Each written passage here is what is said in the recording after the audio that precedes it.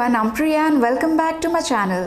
तो आज का वीडियो होने वाला है भारत की राजधानी में स्थित लाल किला, जो देश की आन बान शान और देश की आज़ादी का प्रतीक है। और यह ऐतिहासिक स्मारक विश्व धरोहर के लिस्ट में शामिल है और यह भारत के प्रमुख पर्यटन स्थलों में से एक है, जिसे देखने के लिए दुनिया के कोने कोने से लोग आते हैं और इसकी शाही बनावट और अनूठी वास्तुकला की प्रशंसा करते हैं। लेकिन आज के समय में काफ़ी सारे लोग ऐसी ऐतिहासिक जगह पर जाते तो हैं, लेकिन वहाँ से जुड़ी इतिहास और वहाँ के कुछ इंटरेस्टिंग फैक्ट्स लोगों को पता नहीं होता है। तो चलिए आज मैं इस वीडियो द्वारा आप लोगों को दिल्ली के लाल किला यानी रेड फोर्ट की हिस्ट्री और वहाँ के कुछ इंटरेस्टिंग फैक्ट्स बताने वाली हूँ, जिसके बारे में काफ़ी लोगों को पता नहीं है। तो चलिए करते हैं वीडियो को शुरू।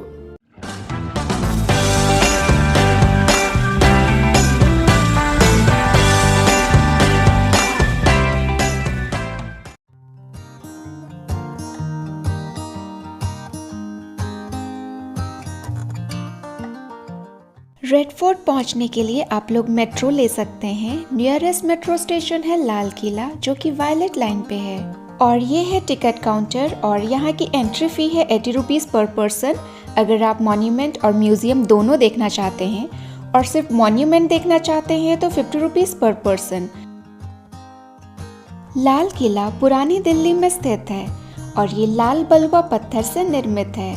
और इस भव्य ऐतिहासिक स्मारक का निर्माण 5वें मुगल बादशाह शाहजहां ने 1638 में करवाया था और 1648 में इसका निर्माण कार्य खत्म हुआ। तो इस किले को कंप्लीट करने में पूरे 10 साल का समय लगा। और टिकट काउंटर से लाहौरी गेट तक पहुंचने के लिए कम से कम 1 किलोमीटर का वॉक करना पड़ता है।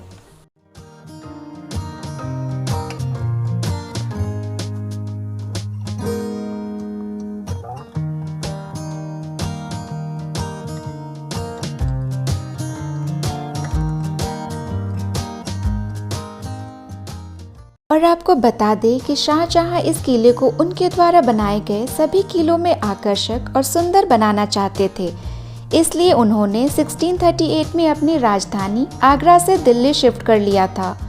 और उन्होंने आगरा में स्थित ताजमहल को भव्य रूप देने वाले डिज़ाइनर और मुगल काल के प्रसिद्ध वास्तुकार उस्ताद अहमद लाहौरी को इस किले की शाही डिज़ाइन बनाने के लिए चुना था।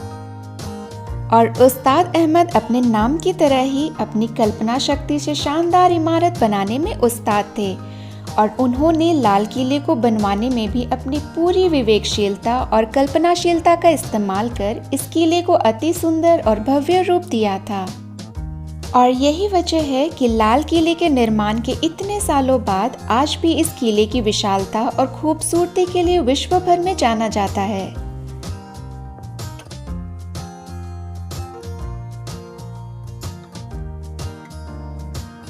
और आप जानते ही होंगे 15 अगस्त को इंडिपेंडेंस डे मनाया जाता है और यह लाल किले के लिए भी बहुत खास होता है। इंडिपेंडेंस के दिन हर साल ठीक इसी जगह पे भारत के प्रधानमंत्री तिरंगा लहराते हैं और देश की जनता को संबोधित करते हैं। और तिरंगा फहराने की परंपरा आज़ादी के समय से है। और आपको बता दूं कि भारत आज़ाद होने के बाद भारत के पहले प्रधानमंत्री जवाहरलाल नेहरू ने सबसे पहले लाल किले की लाहौरी गेट पर ही भारत का तिरंगा लहराया था और उसी समय से आज तक यह परंपरा चली आ रही है। इसलिए इस बात पर कोई शक नहीं कि दिल्ली की शान लाल किला भारत के इतिहास में अपनी अहम भूमिका रखता है। तो चलिए हम चलते हैं लाल किले के अंदर।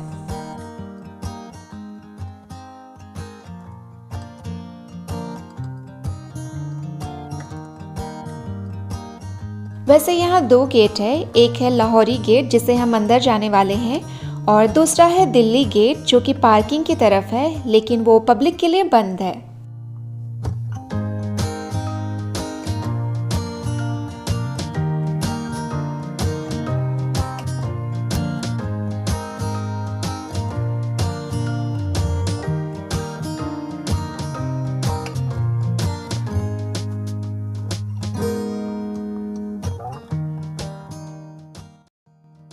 आज़ादी के बाद लाल किले को भारतीय सेना के हवाले कर दिया गया था। तब से यहाँ सेना का कार्यालय बना हुआ था और 22 दिसंबर 2003 को भारतीय सेना ने अपना कार्यालय को हटाकर लाल किला खाली किया और पर्यटन विभाग को सौंप दिया और फिर यह एक प्रमुख पर्यटन स्थल के रूप में मशहूर हुआ। वहीं इसके आकर्षक और भव्यता की वजह से इसे 2007 में विश्व धरोहर की सूची में शामिल किया गया। लाहौर गेट से घुसते ही आपको छत्ता चौक मिलेगा, जिसका मतलब है कवर्ड बाजार, जो 17वीं सेंचुरी में बना था और शाहजहां के शासनकाल के दौरान छत्ता चौक बहुत विशिष्ट था, जो सिल्वर, वेलवेट, गोल्ड, सिल्वर के बर्तन, ज्वेलरी, जेम्स और कीमती पत्थरों जैसी चीज़ों का दुकान हुआ करता था। और आज भी इस बाज़ार में 40 के करीब दुकानें हैं, जहां handicraft bags, shawl, artificial jewellery, हाथ से छपी वॉल हैंगिंग्स, गिफ्ट आइटम्स और एंटीक चीज़ें मिलती है।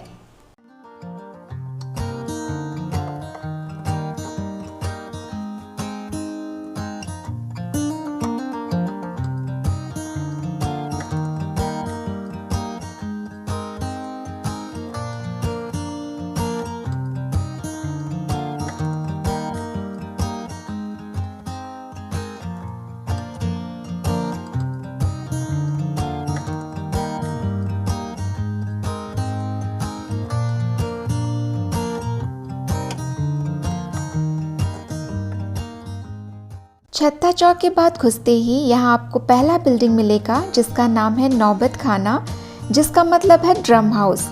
अपने गौरव काल में यहाँ नौबत बजाकर बादशाह के आने या जाने की सूचना दी जाती थी।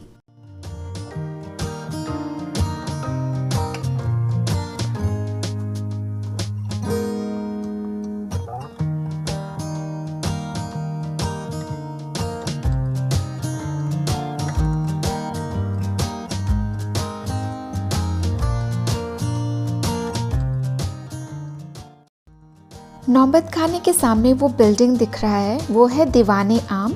ये आम नागरिकों का कक्ष है। दीवाने आम एक बहुत बड़ा प्रांगण था, जिसे शाहजहां आम जनता से बात करके उनकी समस्याओं को हल करते थे।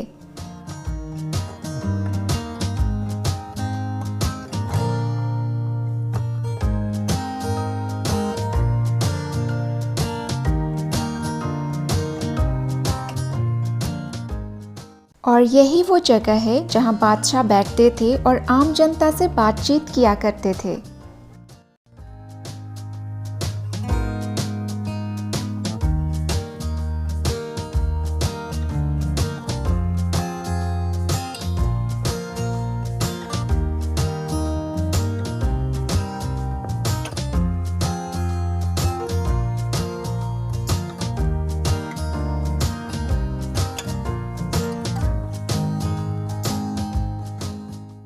ये जो सामने बिल्डिंग दिख रहा है, इसको बोलते हैं रंग महल। शाहजहां के शासनकाल के दौरान इसे इम्तियाज महल के रूप में भी जाना जाता था और इस इमारत के इंटीरियर को एक बार बड़े पैमाने पर चित्रित और सजाया गया था। और इस महल के बीचों बीच एक फाउंटेन है और इस फाउंटेन में यमुना नदी का पानी नहर के माध्यम से भरा जाता था और इस नहर को नहर-ए-बहिश्त के नाम से जाना जाता था। और गर्मियों के दिनों में रंग महल का तापमान काफ़ी ठंडा होता था। और ये जो छत देख रहे हैं ना ऊपर, इस पे सोना, चांदी और प्रेशियस स्टोन वगैरह जड़ा हुआ करता था। लेकिन 1739 में ईरानियन इन्वेडर नादिर शाह ने यहाँ आक्रमण किया और इनको हरा दिया और यहाँ से सारा सोना, चांदी, हीरा वगैरह लूटकर अपने साथ ले गए।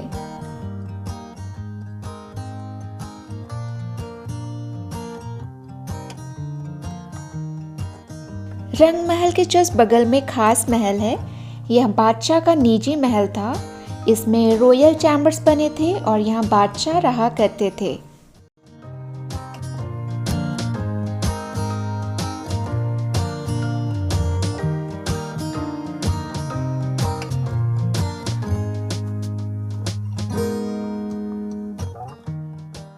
खास महल के जस्ट बगल में दीवाने खास है। माना जाता है कि दीवाने खास राजा का व्यक्तिगत सभा कक्ष हुआ करता था। यहाँ राजा अपने मंत्रिमंडल के साथ कुछ निजी वार्ता किया करते थे और आम लोगों को यहाँ आने नहीं दिया जाता था। और इस सीलिंग पर सोना चांदी जड़ा हुआ था जिसे नादिर शाह लूटकर अपने साथ ले गए। यहाँ पर दो चीज़ बहुत कीमती थी। एक तो जो टेबल देख रहे हैं ना सेंटर में, उसके ऊपर बेशकीमती सिंहासन हुआ करता था जो शाहजहां ने अपने लिए बनवाया था, जिसका नाम था मयूर सिंहासन, जिसमें सोना चांदी और कीमती हीरे मोती जड़े हुए थे। और दूसरा हिंदुस्तान का सबसे कीमती कोहिनूर हीरा था, जिसे 1739 में ईरानियन इन्वेडर नादिर शाह लूटकर अपने साथ ले गए। और आज कोहिनूर हीरा लंदन के टावर पर ज्वेल हाउस में सार्वजनिक प्रदर्शन पर है। दीवाने खास के जस्ट बगल में हमाम है, जिसका मतलब है स्नान घर। यहाँ पहले के राजा महाराजा लोग नहाया करते थे। और हमाम में बड़े बाथटब जैसा नहाने का कुंड होता था, जिसमें शाही लोगों के लिए गर्म पानी से नहाने का प्रबंध किया जाता था। और ये जो सामने बिल्डिंग देख रहे हैं वो है मोती मस्जिद, जिसका निर्माण शाहजहां के पुत्र औरंगजेब ने अपनी निजी मस्जिद के रूप में करवाया था। और इबादत करने के लिए उनको अपने बेड चैम्बर से कुछ ही कदम चलना पड़ता था। और इस मस्जिद का उपयोग शाही घराने के महिलाओं द्वारा भी किया जाता था, जो इसकी उत्तरी दीवार में मौजूद रास्ते से यहाँ पहुँचा करती थी।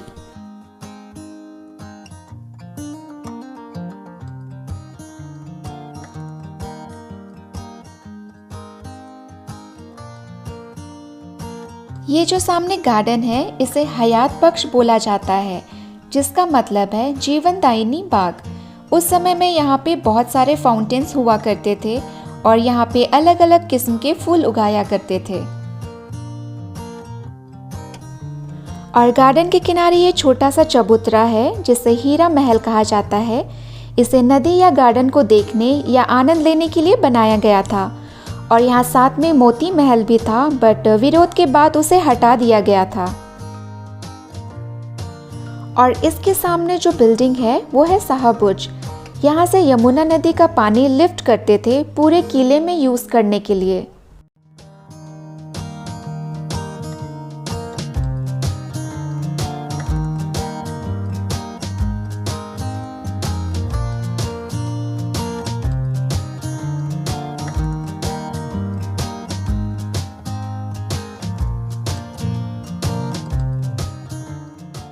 और हयात बख्श के उत्तरी और दक्षिणी किनारों में संगमरमर के दो मंडप बने हैं, जिन्हें वर्षा ऋतु के दो मुख्य महीनों के नाम पर सावन और भादो कहा जाता है।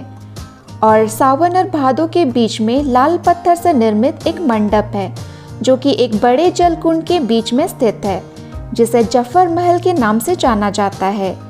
इसका निर्माण बहादुर शाह द्वितीय ने 1842 में करवाया था।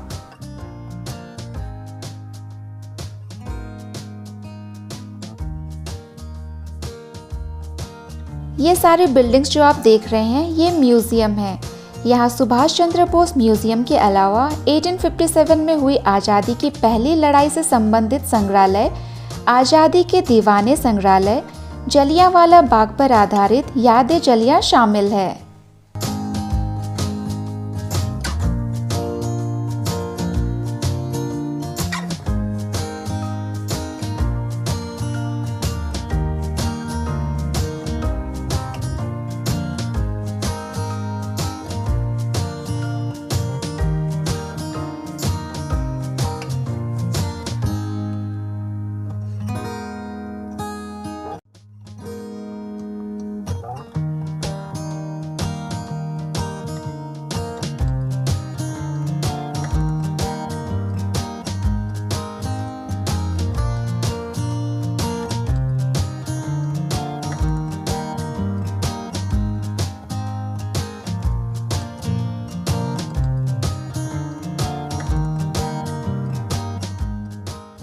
वैसे तो मुगल बादशाह शाहजहां ने और भी मॉन्यूमेंट्स बनवाए हैं और उन सब का अपना अपना अलग अलग ऐतिहासिक महत्व है, जबकि उनके द्वारा बनवाया गया ताजमहल को उसके सौंदर्य और आकर्षण की वजह से जिस तरह दुनिया के 7 अजूबे में शुमार किया गया है, उसी तरह दिल्ली के लाल किले को विश्व भर में शोहरत मिली है और इस भव्य ऐतिहासिक किले के प्रति लोगों की सच्ची श्रद्धा और सम्मान है।